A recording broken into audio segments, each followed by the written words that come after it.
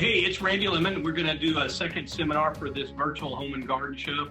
I love doing the seminars. Ask our friends Charlie and Tony Woods, who are kind of moderating this thing. And Tony is the guy who started Texas Wood shows and the Woodlands Home and Garden Show, Cyfair Home and Garden Show, Sugarland Home and Garden Show.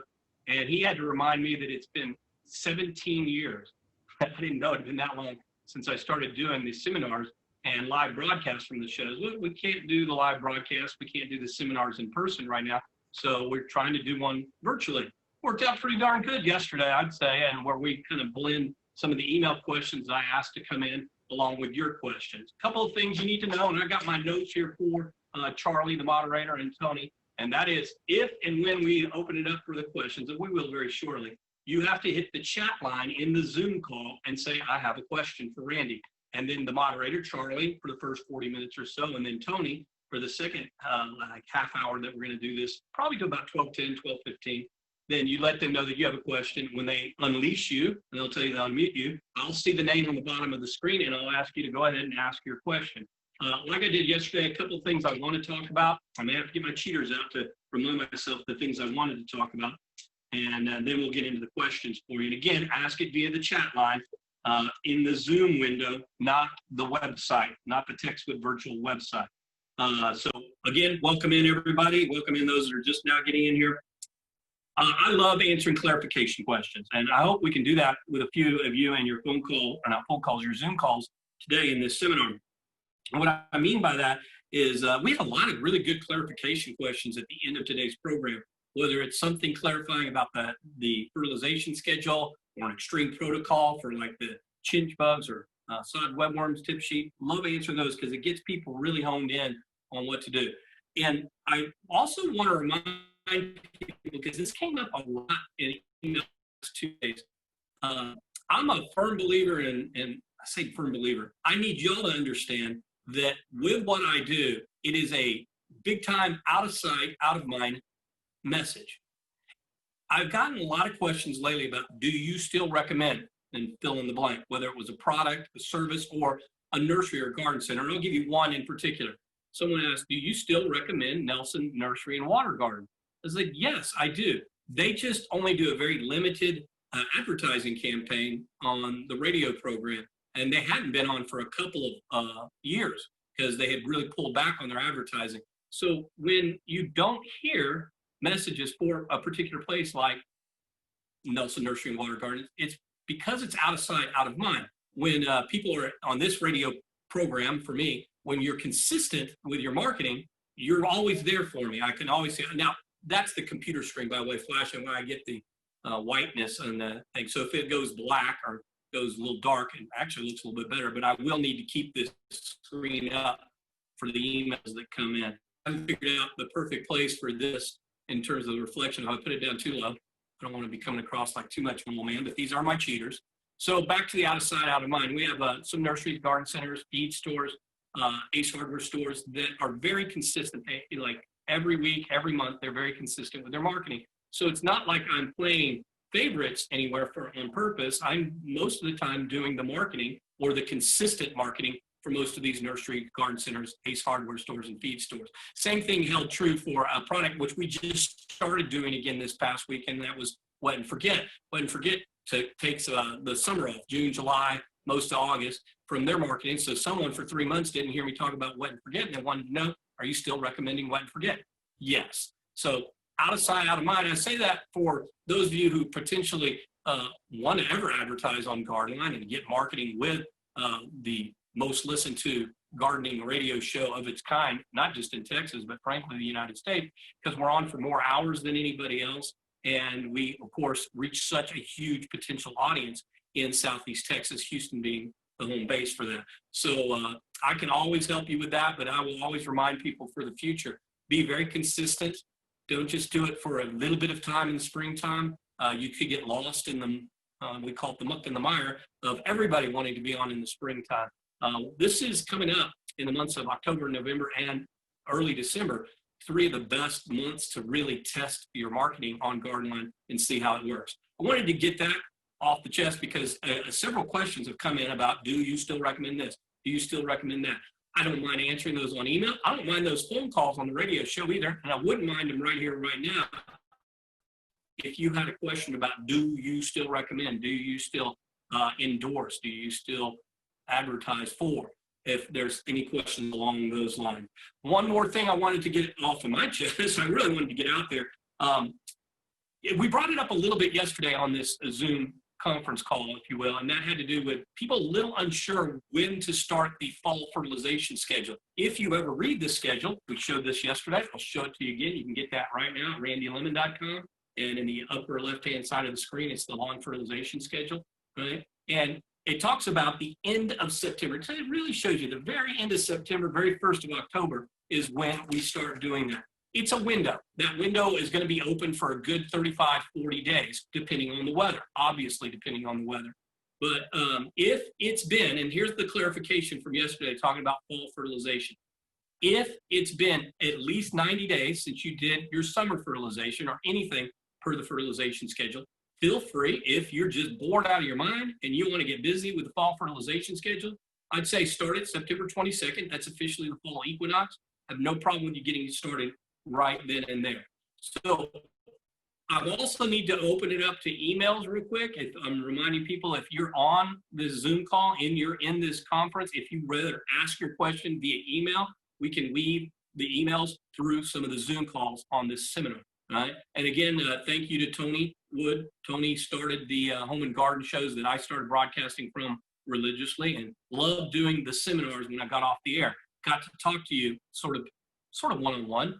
I can do that today through this seminar and this Zoom call. I know we got a lot of people in the room right now. We got most everybody's on mute.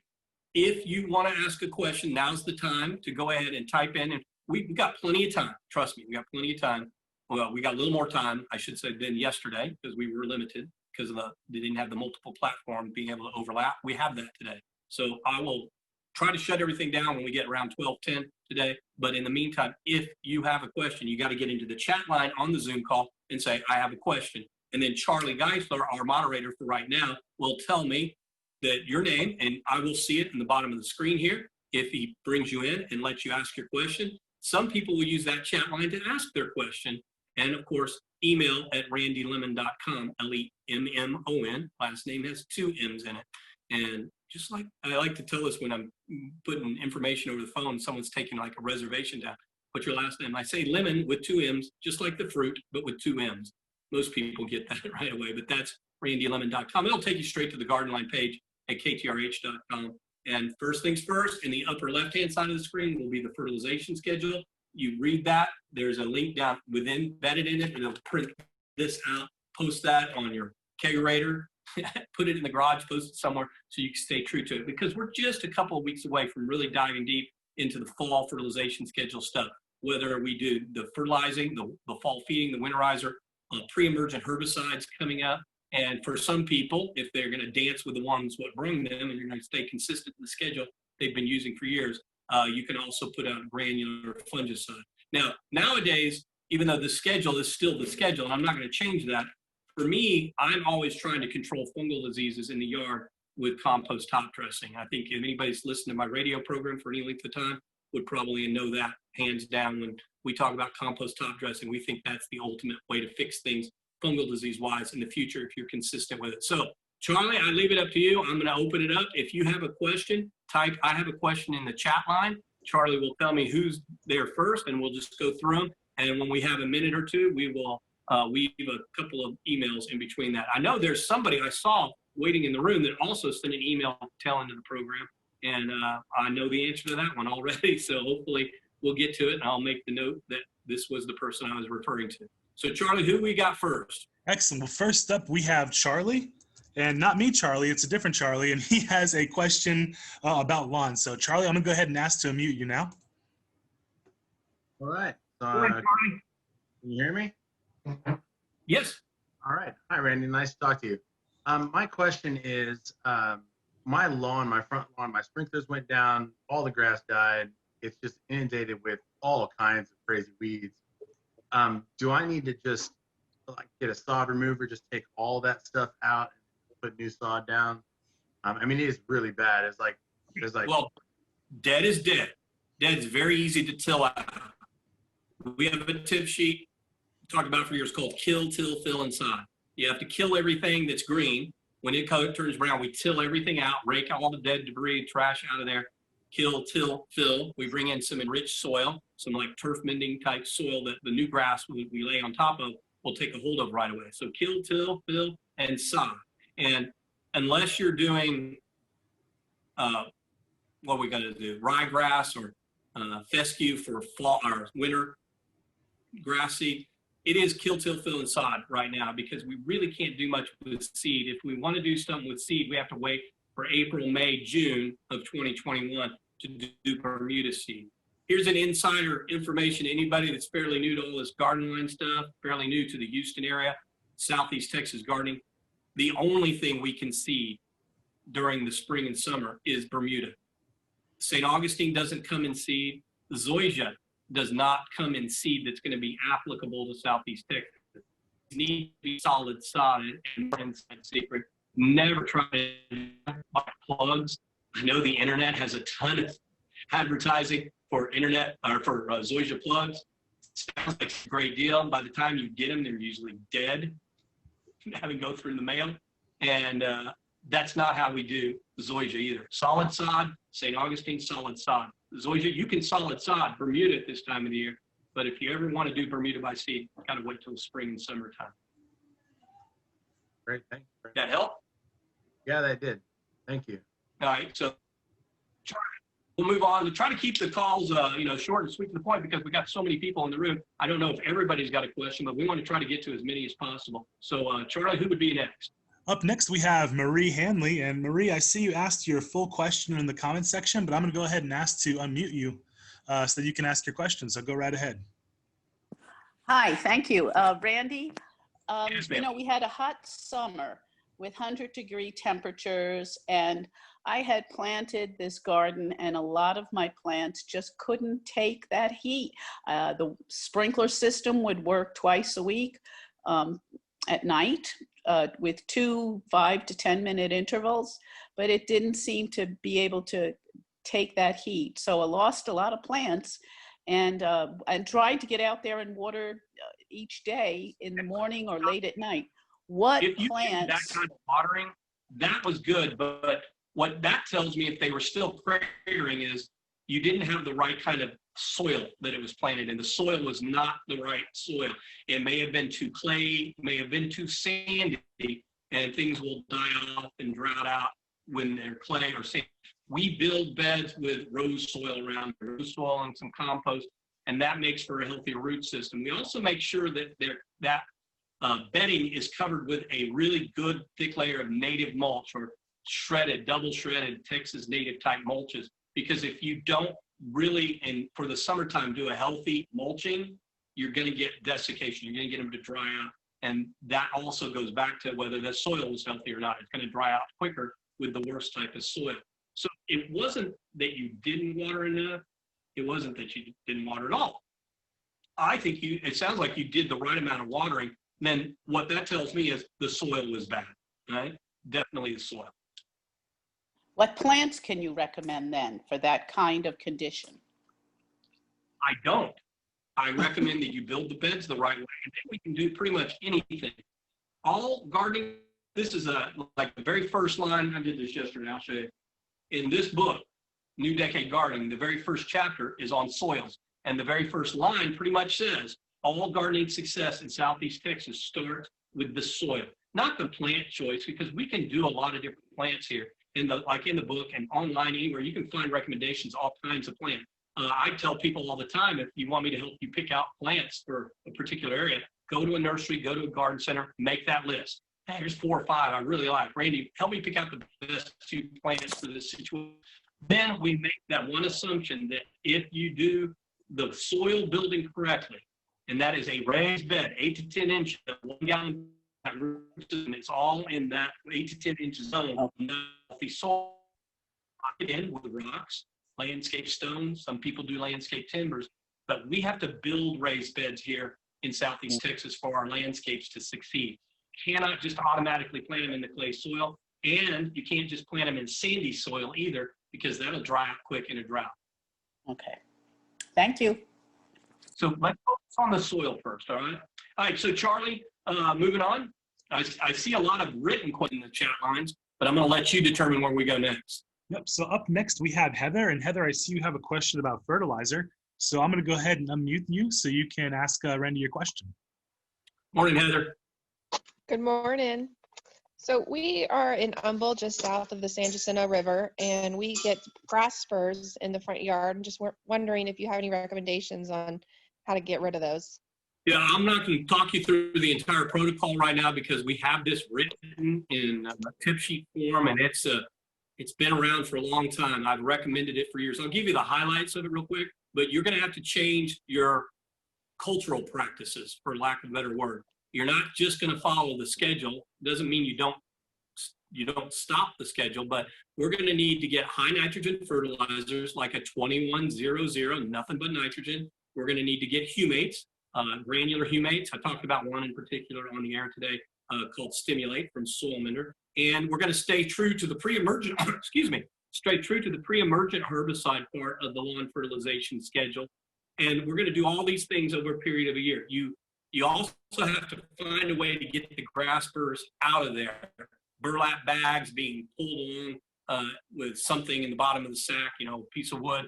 You turn it over, you fill it up, you flip it inside out, you fill it up. You get as many of those grass spurs off of the lawn as possible because those are weed seeds.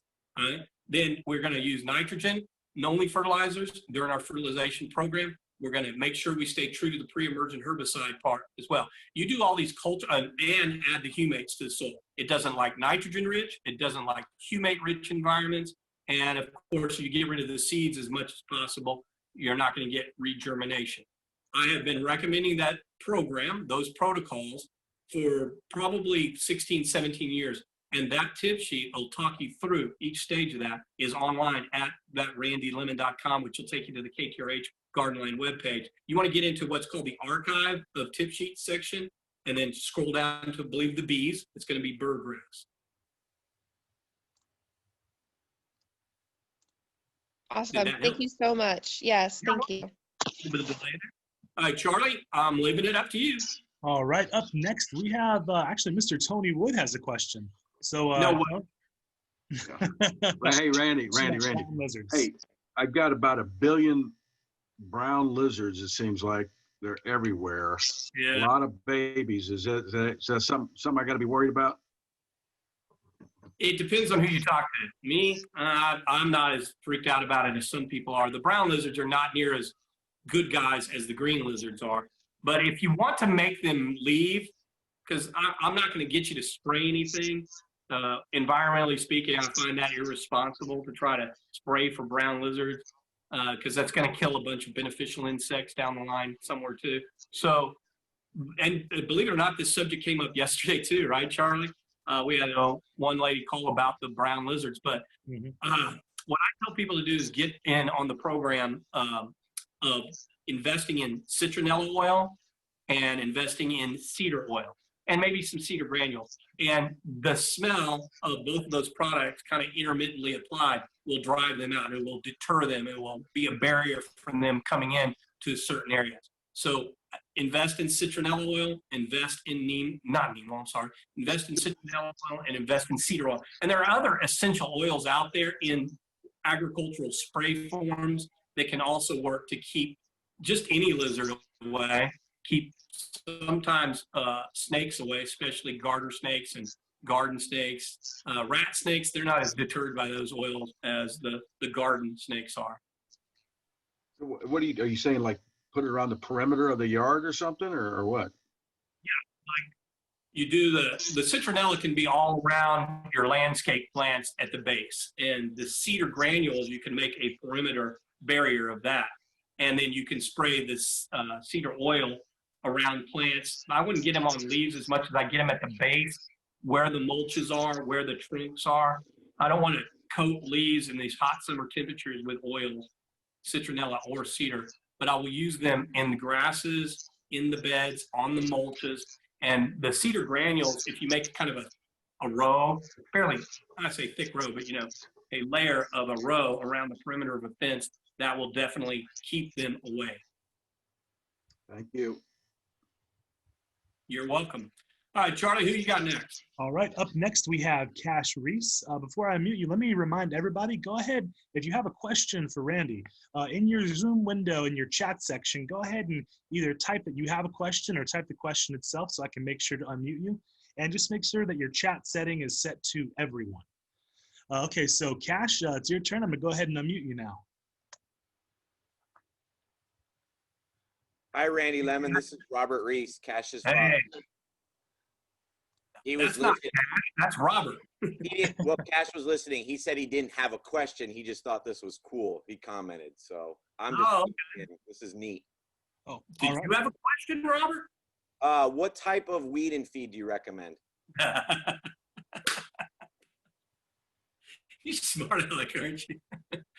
Robert, by the way, for those of you listening, I talk about Robert a lot on the radio show. He's like the #1 marketing fan and employee of Gardenline. He works for iHeartRadio, and he has a lot of different accounts that he represents on the Gardenline radio program. I don't know, did you hear me at the very beginning of the program? Out of sight, out of mind, be consistent with your marketing?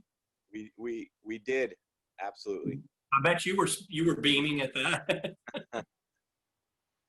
Yeah, well, Robert's a great guy, and I will let y'all in on an inside secret. When it comes to the Gardenline Facebook page, Robert probably is the one that posts the most informational stuff, especially when there's sales from certain nurseries or there's some great tips to be had, like the eggshell planting treatment. That was posted by Robert yesterday, and he'll do that. He's very consistent about getting messages out there on the Gardenline Facebook page. So thanks, Robert. Thanks, Cash, for saying this is kind of a cool thing. And a lot of people have come in since we just started. So just kind of readdress like this at the beginning. If you have a question, you have to ask in the chat line of the Zoom call, not in the chat line at the website for TextWood Virtual.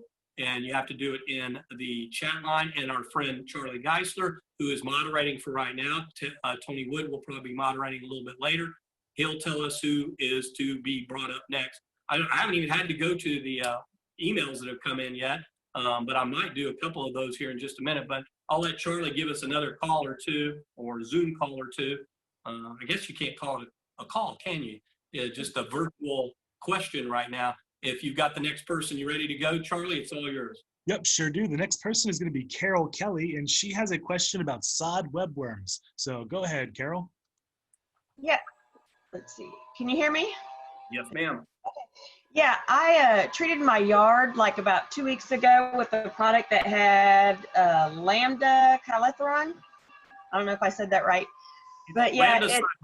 And I'll put a break on you right now for just a second.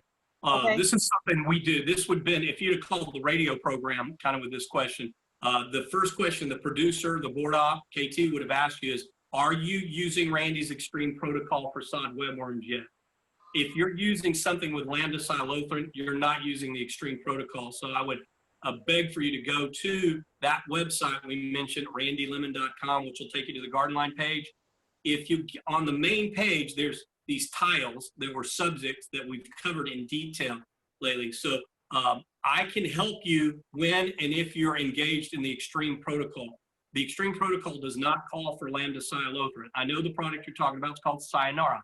It's okay if push comes to shove and you cannot find the liquid bifenthrin, but we know for a fact that the liquid bifenthrin works infinitely better than the Sayonara does. But again, Sayonara is okay if that's all you can find. But if you're not out there actively searching for everything on that extreme protocol list, so I'm not sure the exact date. I'm probably going to go find it for you if you'll keep listening. I need you to engage that. First thing you're going to need is some granular bifenthrin. Next thing you're going to need is liquid bifenthrin. And then the third thing you're going to need is a liquid BT, as in Bacillus thuringiensis, which is the organic worm caterpillar killer. That's become almost even more important than anything, because the thing that's doing most of the damage is not the moth you're seeing up top. It's the worms after they get hatched from the eggs that the moth are laying. So if we can focus on killing just the worm or caterpillar in that grass, we're going to do a much better job and a little more environmentally less impactful than spraying too many chemicals out there. But you're gonna be doing this every 2 to 3 days, something for the next 2 to 3 weeks if you follow the extreme protocol. So go to either ktrh.com, then find the garden line link, or lemon.com will take you directly to that garden line link, and I'll go find that date for you. But it was just following the extreme protocol for sod webworms, and need everybody to do that for you. All right, hold on a second. I think Cash and Robert just posted it. Or did you? That message doesn't stay up there very long, Cash and Robert, but I appreciate you doing that. But that definitely was something we did not too long ago, and if I'm not mistaken, they'll probably post that on the Garden Line Facebook page as well. By the way, if you're not getting our weekly email tips, you can do that at randylemon.com right now. You can also get our Friday profiles by registering for that weekly tip. And then also there's a link in there that you can get to the Facebook page. Follow us on Facebook, and then when we do post these messages and we do redo tip sheets like we did the extreme protocol for sod webworms, you'll be one of the first ones to know when those pieces have been written. All right, Charlie, what's next? Up next, we have, I apologize for pronouncing your name wrong, Mekas or Mikas. So where are you, Mikas? Let me go ahead and unmute you, and you'll be live. Go ahead. Hi, Mikas. Actually, my name's Mickey. I don't know. There's a combination of my first and last name there. And I am new to all this. I'm going to go check out your website. But we recently purchased a house, and we have a sprinkler system and gardens. And my question is, how often do you run sprinkler systems? How long? Morning, evening? How does this is all new to me. Yeah, I'm not going to give you an answer quickly enough that you're going to like on a Zoom call like this. What I would also tell you to do is, in those tip sheets we talked about, we have an irrigation basics tip sheet, because irrigation is based on temperatures for most of us around here. Because we're going to have the assumption that you have decent soil, all right?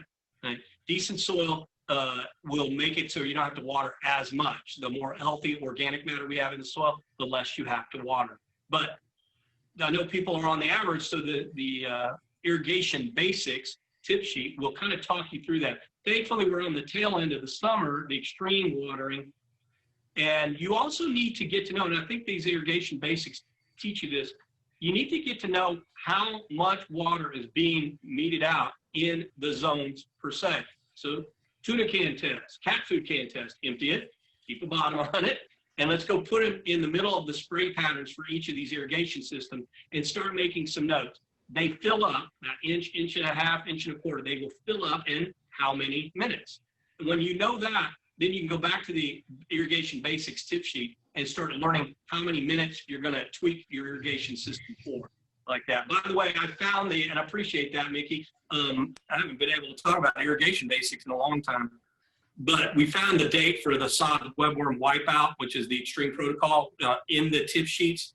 You'll have to scroll down and it'll say see more, see more. We'll only have to click it one time. Go to August 6th, 2020, August 6th, 2020. And there's a good chance that our buddy Robert, who I was just complimenting about being able to post things, he may have already run and posted it on the Garden Line Facebook page as well, for learning the extreme protocol for sod webworm.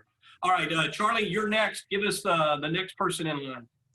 All right, up next we have Julianne Bertain is back, and she has a question about her hibiscus. You got her name pronounced right now. I did. I got it pronounced the right way this time. So, Julianne, you are live. Woo-hoo. Thank you, Charlie. Thanks, Randy. So I know you told me when I should or could cut my hibiscus plants back, but I forgot. So do I need to wait until October, or? I look like I'm falling, but I'm rearranging the camera. And this came up yesterday, I think, as well, whether it was on the radio program or even in this virtual conference. A lot of people don't understand that hibiscus can and should be pruned several times throughout the year. Don't look at it going, well, if I prune it, all the blooms are at the top, Randy. You can get rid of all my bloom. No, I'm going to force new wood with the pruning 5-6 times in the year. The new wood is where you get the blooms. That's why most of you that don't know this little rule are only seeing blooms at the very top of a hibiscus that's never been bloomed. So prune it more often, it'll scrub out a little bit better. All the new growth down low and in the middle will set you new bloom. Feed it consistently. Hibiscus are in the rose family. Roses, hibiscus, heavy feeders. So if you have some hibiscus food, use it at least every 2 months. Sometimes you can use the water soluble every month. I do have hibiscus food, so I've been popping them some food now and then, but I haven't cut their hair yet, so I guess I got to get out there and do that. And it doesn't matter how much you prune it. It really doesn't. It's going to be about aesthetics. What's going to look good for you? Is it a third? Is it a quarter? Some people will cut them in half, and I will cut mine in half when we get close to the very first freeze potential, because I have some hibiscus that are in huge pots, and they just become, I'm getting too old to move them consistently, and they're so heavy and they're so big. So what I do is I'll cut them in half right prior to the first freeze, so it makes it easier to cover with my frost blankets. Gotcha. Thanks a lot. You're welcome. And Julianne, if you're still there, what is the street you live on? Lanny Lane. Lanny Lane. And I Yep. said, I bet you heard it yesterday. I used to go when I was about 10, 11, 12 years old to go visit my friend Wayne over on Lanny Lane. The very first consultation I ever had to do out there right after Harvey, I saw the house I used to go to all the time, and it was totally destroyed from Hurricane Harvey floodwaters. And then when I went back to do Julianne's consultation on that same street, they had demolished the entire house down to the base. It was sad, but also dates us all a little bit like that. So Charlie, you're up next. Tell me, we're about 30 minutes into this. So if you have an email you want me to look at, I will bring the emails up. You saw the screen kind of flash out there. I like it when it's darker and it's too much light on the computer screen. I may not even answer emails if I don't have to, because it's just so dark. So I've taken the white off, gone to the blue. Next question, Charlie. All right, that's actually all the questions that we have in the chat for the moment. But let me encourage all of our listeners that if you do have a question, click the chat button in your Zoom window, type it in the chat, and I'll be sure to bring you on to talk to Randy. All right, here we go. I know I have one. There was a gentleman, you and I were chit-chatting prior to going on live with the Zoom call. I saw an email question from James Turlington, who also was in the queue in the waiting room. So James Turlington, if you're listening, his question is how to know when figs are ripe for the picking. And it's actually a really good question, because many people will take figs off of their tree way too early and it won't ripen anymore. A fig is one of those different types of fruits that once you pluck it from the tree, it's done. It's not going to ripen anymore. So that's the delicacy when dealing with figs. You want to make sure you're getting it at the exact right time. The three ways I always tell if figs are ripe. One is the color change. So most of them are always going to start out green, and then depending on what they were, a golden, a purple, or black, mission, they're going to start turning that color. And when they start to turn the second color, that's telling you they're ready to pick. You also see them limp down just a little. If they were kind of rigid and out sideways from the stem or the little limb, then when they just dip down a little bit and you're seeing the color change, those are ready. And then at that stage, the third way of telling you, I do it called the tug test. And the tug test is, it's ubiquitous for so many different fruit trees, from avocados to citrus to, this case, the figs, peaches, plums. I'm just going to go hold on to the branch a little bit. Let's use this as the branch.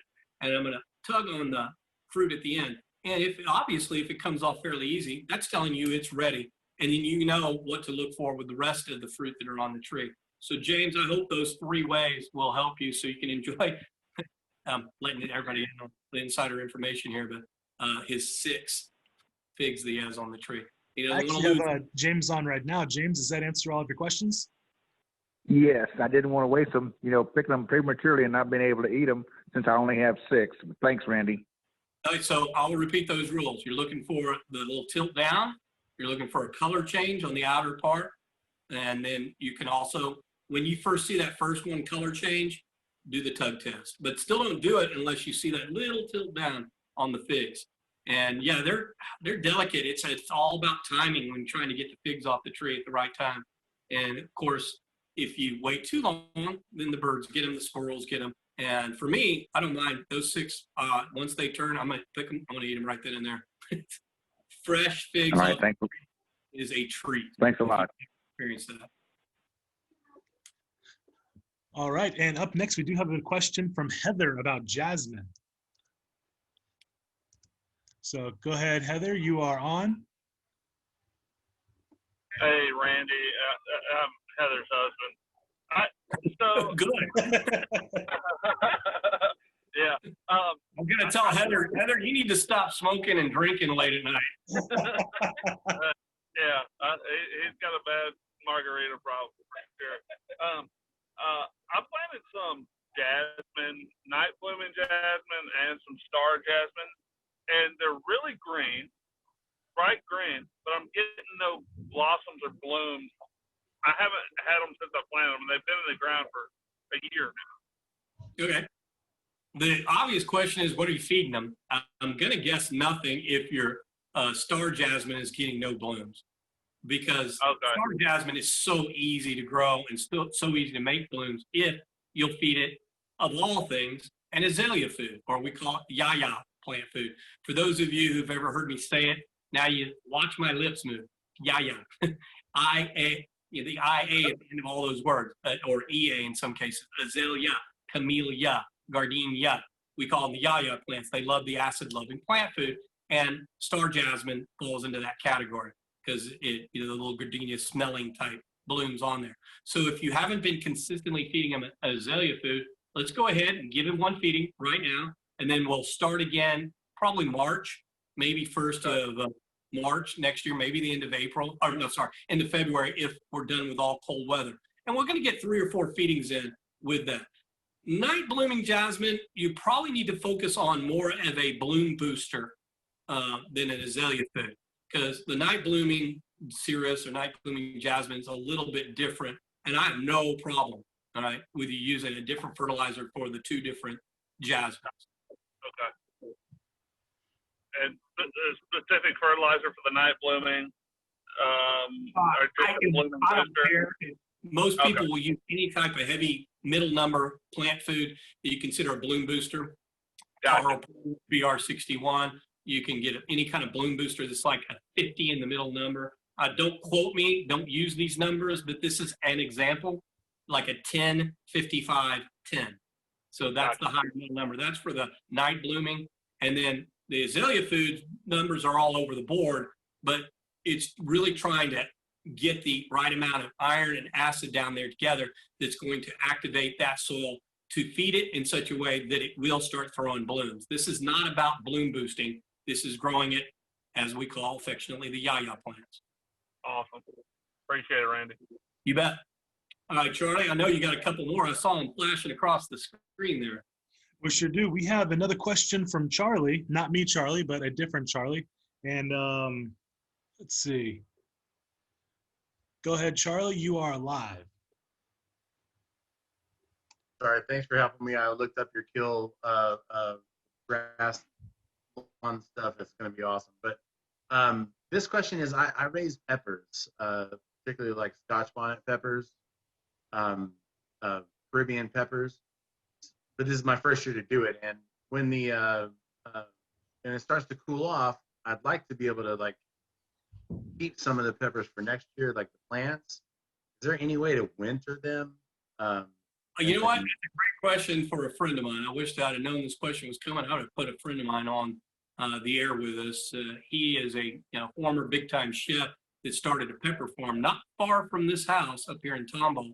I call him Jeff the Pepper Chef, but I really need to put together a tip sheet because I get your question a lot, but he harvests a ton of his peppers for the seed.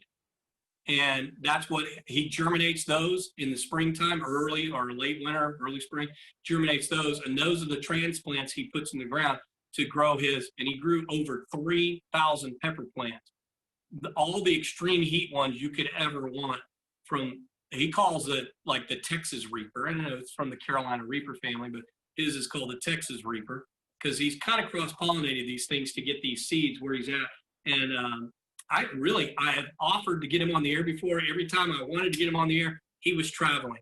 But I see him at least once a week because when I go to the Spring Creek Park to go do some, walking and running with the family, I have to pass his farm coming and going. So if he's out there early in the mornings, I will let him know. We got to get him on the air So you keep tuning into Garden Line on the weekends, following us on Facebook. We'll have that answer for you probably fairly soon. But it's really going to be about harvesting the seed from a couple of your peppers and germinating them in the early spring. Okay, great, thank you. But I'd rather get a true expert in on this. I can talk about it hypothetically. I've never done that with pepper seeds before. Yeah, I've done it with the pepper seeds. I just have never been able to carry a plant over a year because supposedly they fruit better the second year. But Yep, in the that's Caribbean, true. you don't have to worry about it. But out here, they freeze. They don't like the freezes. Yeah, no, none of them are going to like a freeze, but all of them love the heat. I don't know if you're like me, but I took out everything out of my vegetable garden except for four pepper plants. One of them was a habanero. And the hotter the pepper, the more it likes the hot weather. That's how I've come to determine it. The ghost pepper, the habanero, they always did better in the months of August, July and August, than the typical peppers, especially like banana peppers. But my jalapenos, they're rocking still. Habanero's still rocking. And the ghost pepper, which I don't know why I'm growing them because I won't eat them. I won't chop one up and put it in a salsa yet. I can't handle that kind of heat, but I do like growing them for the experiment that's waiting to happen out there. So appreciate you bringing that up. That will remind me. I'm going to get a hold of Jeff.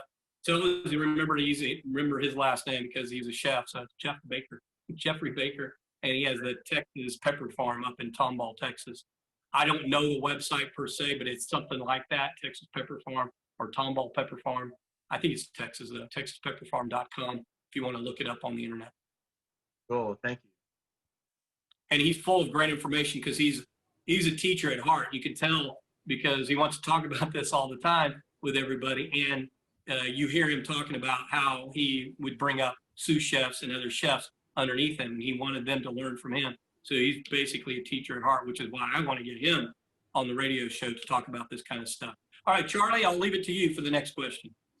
All right, that's actually all the questions we have in the chat. So again, I'd like to encourage everyone to, if you have a question for Randy, go ahead and click on the chat button in your Zoom your Zoom window, and we can ask your question live. So for now, why don't we go to the emails? You got it. And I got lazy. I didn't bring it up for the longest time. Now that's where you've seen the white on the face. Do we answer James Turlington's? And I'm going to do this one because it came in at the tail end of the program, and I guess she was hoping I would bring this up during the seminar. But it had to do with the Fox Farm products I was talking about. You know, all the successful vegetable beds that we had this past year, probably the most prolific tomato production I've ever had. I do attribute that not only to having the right base, 2 parts row soil, 1 part compost, and having the right soil amendments in there. And of course, I did azomite for the first time ever in the vegetable beds. But man, we were covered up in tomatoes, covered up in squash, covered up in cucumbers at one time. But definitely the peppers, the rosemary, the chives. Oh my gosh, the garlic chives. They're still going out there because they're going to rock it too through the hot weather. Well, one of the things throughout the spring and early summer that I gave tribute to was using the Fox Farm liquid fertilizers this year. I wished I had a bottle of it to show you, but you could go to foxfarm.com, and this is hopefully answering Marty's question, foxfarm.com. Click on the products and then the liquid products.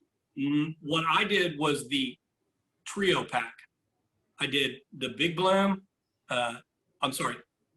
Grow Big, and the Tiger Bloom. There's a third product in the trio pack that you can use for other flowering plants, but I was pretty specific with the Grow Big, which is going to grow the plants up green. Then when I needed to get the flowering action to get to the blooms so that we get to the fruit, then I use the Tiger Bloom. Right, but it's Fox Farm. I got introduced to this product line a while back, but really got taught most about it and how well it was working for vegetable beds by Sherry Hara with Plants for All Seasons at 249 and just south of Jones Road. Sherry and her sister Kelly and her 2 twin brothers they're all grown adults. They're all grown adults, but they've basically taken over the operation from their dad, Victor, who started Plants for All Seasons back in mid to late 1970s. A little inside story there if you're not familiar with it. Our friends at Pierscape, Tom Pierce was the original owner of Plants for All Seasons. He wanted to start a landscaping side of the business, Victor did not, so they split, but have been friends to this day and recommend each other all the time. That's how we came to find Pierscapes when looking for a drainage and irrigation specialist first. Then we realized, well, they're just darn good landscapers too.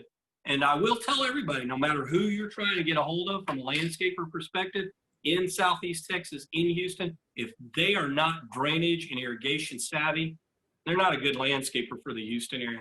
I can do a pickup truck with a lawnmower in the back and call myself a landscaper, but it doesn't mean I have building bed knowledge, drainage knowledge, and irrigation knowledge. And in Houston, you got to have a lot of drainage and irrigation knowledge if you're going to be a truly successful landscaper here. So that was one of the emails. Let me do one more and put the reading glasses back on, because I know these came at the very tail end of the program. That was not the one. And that was not it. I don't know if y'all heard this. Anybody was listening to the tail end of the program. We had a caller, Salukas, call in to help his next door neighbor out. His next door neighbor had already sent in an email. And that was kind of a great small world story. It had to do with the weeping willow. I will tell everybody the answer I gave on the air today. Any tree that you're losing leaves on prematurely than you think you should, like a weeping willow at this time of the year, that's the tree saying, okay, something's wrong. I'm going to shed all the leaves so I can protect myself in the root system, and I'll put all my energy to staying alive in the root system. So the good news, bad news for this question was about the weeping willow tree dropping all its leaves at this time of the year. And it was definitely because it encountered storm surge for Laura. It was in Hitchcock. They got storm surge. Normally trees can handle a few days of standing water. But we saw after Harvey, you can't handle 2 weeks of standing water. You're going to lose a lot of trees. But those trees that did try to save themselves will shed their leaves first and foremost. And so I tried to present that as that's at least the positive message that's going on right there. All right, so that's all I have in terms of the emails that came in very tail end of the program for the seminar. And I'm not sure whether we're switching over like I thought we would about this time for Tony to be the moderator. So Tony or Charlie, you tell me if we've got any other calls, or not calls, but any other questions in the chat line.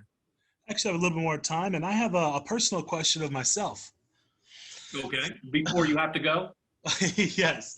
So when it comes to crepe myrtle trees, I know that it's important to prune them, but we had a lawn care crew that came to our home that always did our pruning and stuff, and it seemed like whenever they would cut back the branches, they would cut it back almost all the way to the knuckle, like the base of the branch. And then in the course of the rest of the year, it never seemed like it got much bigger, like it got much fuller. It looked like tiny twigs growing out of like bigger stems. It became feather duster like. Well, yes. Julianne just posted, that's crepe murder. We call it the annual crepe myrtle massacre around here. First of all, don't let your landscaper touch those crepe myrtles ever again. Right? They don't have the knowledge on how to take care of them. They're just doing a bad habit that developed many, many years ago by landscapers trying to find something to do in December and January. A crepe myrtle, for all intents and purposes, for all definitions, is a tree. We don't prune trees all the way back to the nubs every year. I will say that, I'll be adamant about that, I'll be passionate about that, and I'll also say over here, look, crepe myrtles, they're impervious. They can be over pruned and still live. They're never going to look right again, but it's hard to kill a crepe myrtle just by over pruning it. But if you approach anybody that's got crepe myrtles, approach them as they're trees. Right? Well, Randy, they're bumping up next to the roof on the wall of the house. That's why we take them back to the same place every year. Well, that was the wrong choice for that side of the house. You don't put a tree right up next to a foundation. So if you're having to prune a crepe myrtle all the way back because it's too close to the house, it's rubbing up against a roof or, eave, something like that, wrong choice. Go ahead and get rid of it. Let's get another tree that's not going to be that big up against there. Or they make smaller crepe myrtles. They make miniature crepe myrtles. They make dwarf crepe myrtles if you need that kind of flowering action. But when it comes to the normal size crepe myrtles that can get 20 feet, then up to 40 feet, should never plant those around the house, should never plant those around the pool, all right?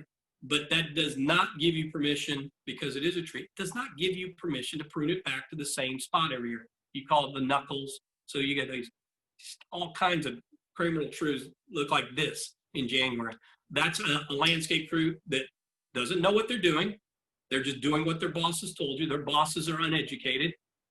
And I say uneducated, they haven't taken the time to educate themselves on the proper care of crepe myrtles.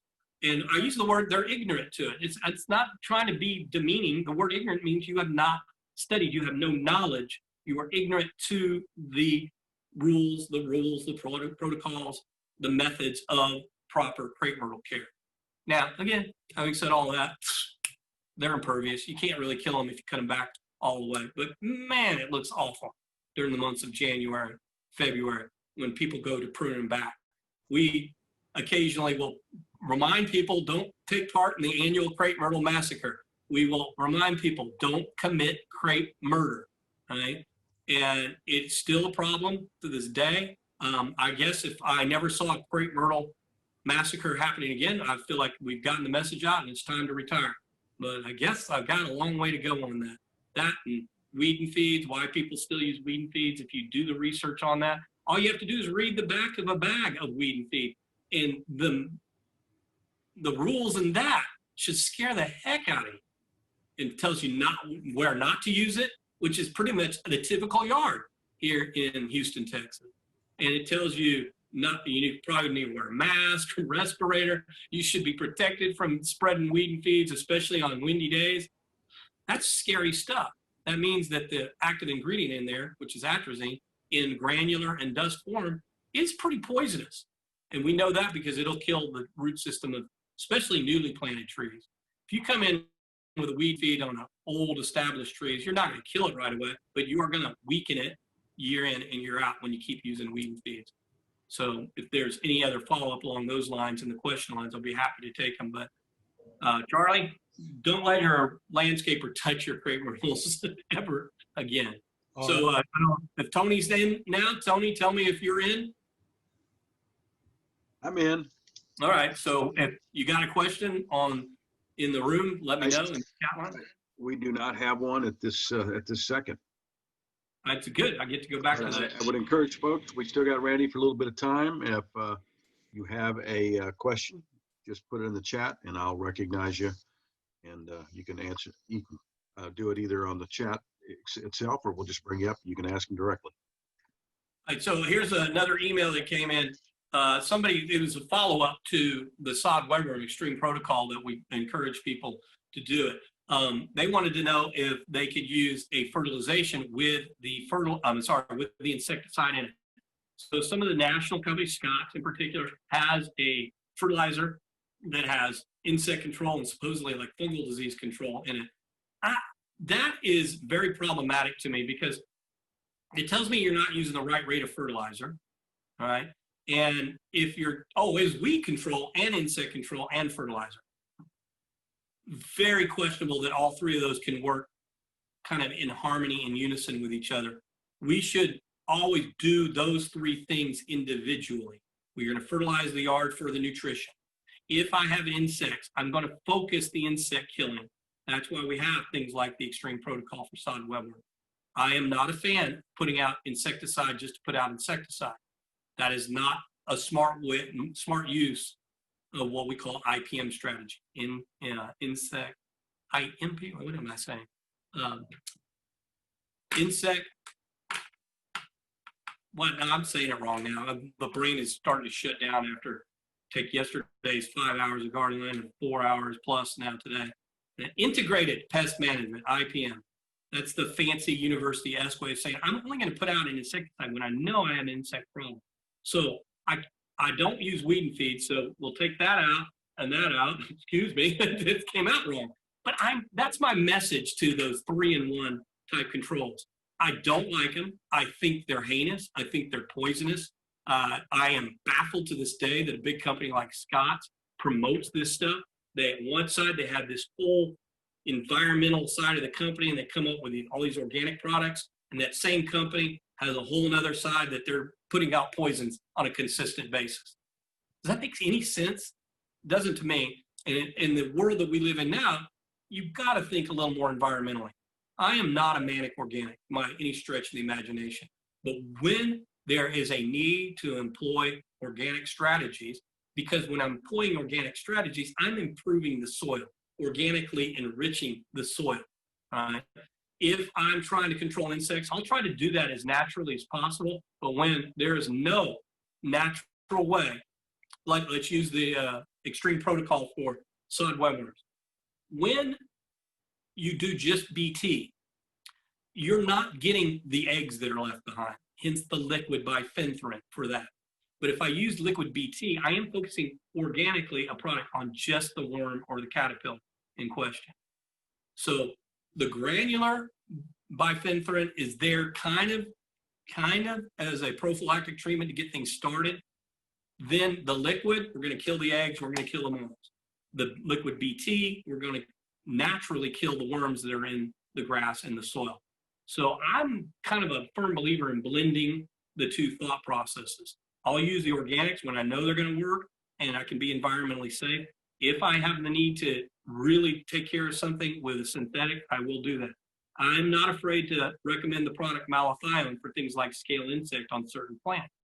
Right? I know it smells horrible. It smells very chemically, but we know it works. And until someone can come up with an organic control for scale, mealybugs, things like that, that's an organic product that works quickly, like malathion does, then I'll keep my eyes open for it. But I know there is not one organic treatment that you don't have to, without the benefit of having to use it several times to get control of scale insect.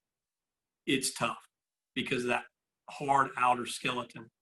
And if all you have to do is think about it, you could do, if you have two sago palms side by side, both of them are covered with the cycad scale, you can treat one with malathion, and you can treat one with things like liquid molasses, liquid garlic, what else?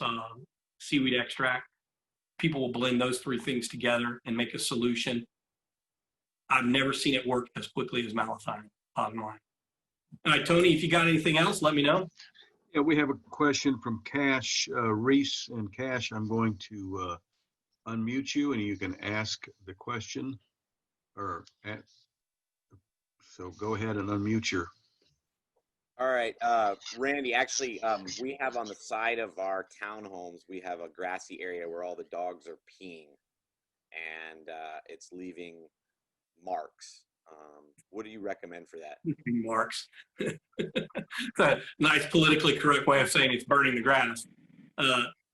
Actually, for me, it's pretty simple. Get yourself a bag of compost and get a bottle of soil activator. You rake out the brown dead area and then you compost top dress lightly to kind of heal the burn, kind of remediate the soil from the phytotoxic burn that's coming from the dog's urine. And then you water that in with the soil activator. Having said all that, the only way that's ever going to change in the future, and where you're not out there doing a hand treatment on the spots in the grass, you got to change the dog's diet. This is not your dog, is it? No, it's the neighbor's dogs.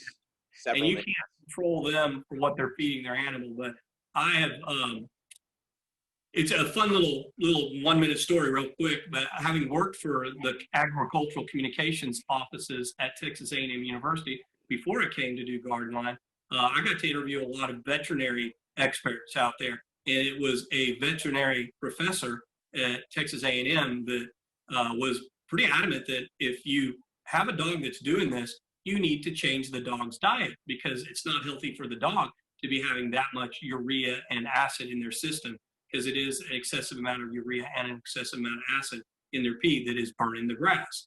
So you need to change the dog's diet somehow, somewhere. I'm not sure if you're friends enough with these neighbors that you can make that recommendation, but take it to the vet, say, I need to change the dog's diet.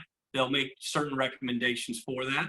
And it worked like a charm for me. One other thing about the dogs, and you're trying to change their the burn from the urea and the acid in the urine, you've got to find a way to keep the dog outside. Now, you're not going to do it when it's this hot, but for one day in the fall, keep the dog outside completely for a good, 16 hours. Provide as much water, 4 or 5 water bowls everywhere in the backyard.